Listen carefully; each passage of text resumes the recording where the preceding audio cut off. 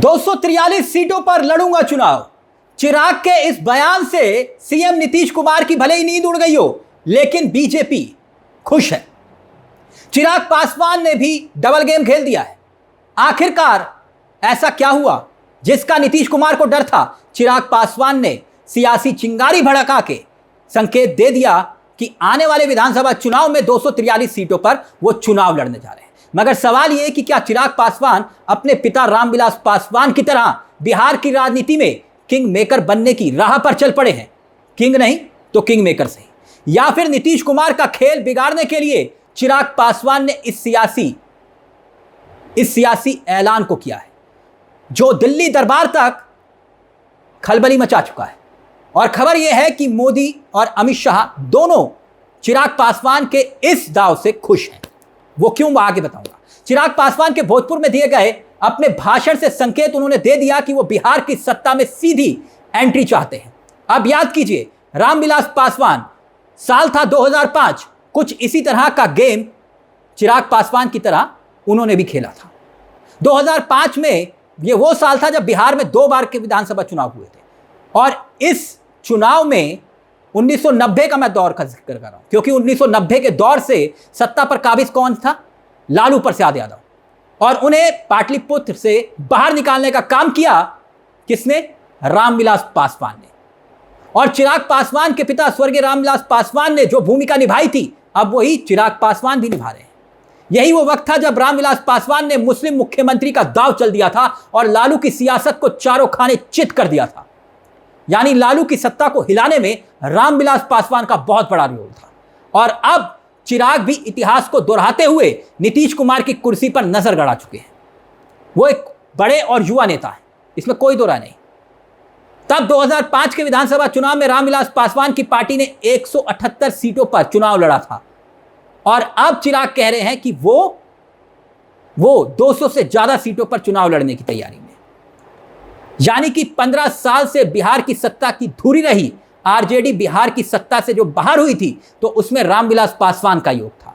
तब लालू को 2005 के चुनाव में 75 सीटें हासिल हुई थी और रामविलास पासवान को 29 सीटें मिली थी दोस्तों। तब वो किंग मेकर बन गए थे, क्योंकि तब 2005 में रामविलास पासवान के 29 विधायकों के बिना सरकार बनाने का कोई और फॉर्मूला था ही नहीं। और अब चिराग भी वही चाहते हैं जो पिता स्वर्गीय रामविलास पासवान ने किया, चिराग पासवान भी वही कर रहे हैं। कैसे, अब वो समझिएगा। चिराग पासवान एक बयान देते हैं और बयान में संकेत देते हैं कि ना सिर्फ वो किंग की लड़ाई लड़ रहे हैं, बल्कि किंग मेकर की स्थिति में भी आना चाहते हैं। और इसीलिए खुद युद्ध लड़वाएंगे नहीं, युद्ध लड़ेंगे भी। यानी खुद वो चुनाव लड़ेंगे। साफ है चिराग पासवान का गेम कि वो अपने दम पर 29 से ज्यादा सीटें हासिल करना चाहते हैं, जो कि रामविलास पासवान ने 2005 में की थी। इसी वजह से चिराग पासवान के हौसले लोकसभा चुनाव में, क्योंकि जब बुलंद हुए थे 2024 लोकसभा का चुनाव, 100% का स्ट्राइक रेट था। क्यों पीएम मोदी और अमित शाह चिराग पासवान को आगे बढ़ा रहे हैं? इसके पीछे की वजह ये भी है, चिराग पासवान एकला चलो की राह पर चल तो रहे हैं, लेकिन बीजेपी का फुल सपोर्ट है। भोजपुर में चिराग पासवान ने एक ऐसा विस्फोटक बयान दिया जिसके बाद एनडीए की एकजुटता तो मजबूत दिखाई दी, लेकिन चिराग पासवान ने संकेत दे दिया कि वो अब बिहार में चुनाव लड़ेंगे। मैं बिहार के लिए चुनाव लड़ूंगा और 243 सीटों पर लड़ूंगा, लेकिन मैं किसी सीट से चुनाव लड़ूंगा इसका फैसला जनता पर छोड़ता हूं, चिराग पासवान कह रहे हैं। यह चुनाव सिर्फ सत्ता का नहीं, सम्मान और विकास का है। एक दाव चल रहे हैं चिराग पासवान दोस्तों, बहुत जबरदस्त दाव है। वो एक कुशल राजनीतिज्ञ की तरह व्यवहार कर रहे हैं, दोनों तरफ बैटिंग कर रहे हैं। एक वो ये कि इंडिया गठबंधन यानी कि महागठबंधन की आलोचना कर रहे हैं, बार बार सवाल उठा रहे हैं।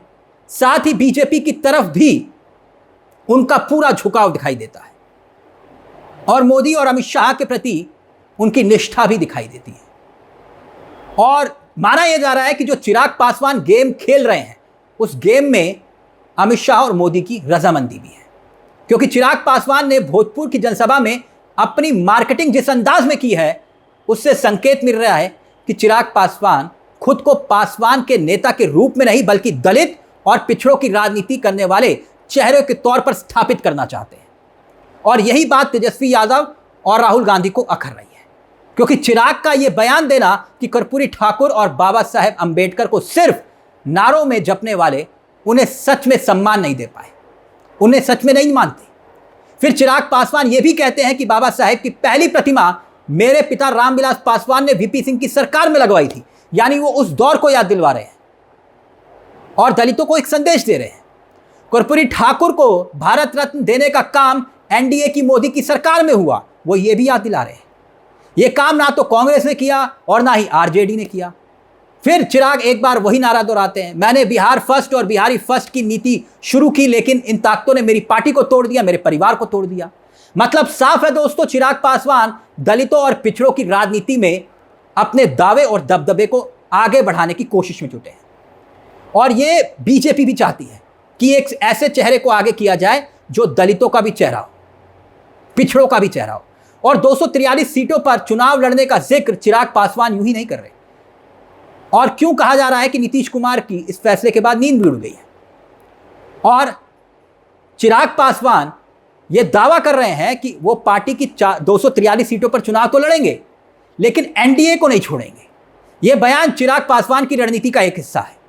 बिहार की राजनीति में चिराग पासवान की एक छवि, इसमें कोई दो राय नहीं, वो एक युवा नेता है, करिश्माई नेता है, भीड़ इकट्ठी करने में माहिर हैं, साफ सुथरी छवि के नेता हैं जिन पर कोई आरोप नहीं है, जो खास तौर पर दलित और गैर यादव पिछड़े वर्गों में एक लोकप्रियता हासिल कर चुके हैं 100 का स्ट्राइक रेट 2024 में।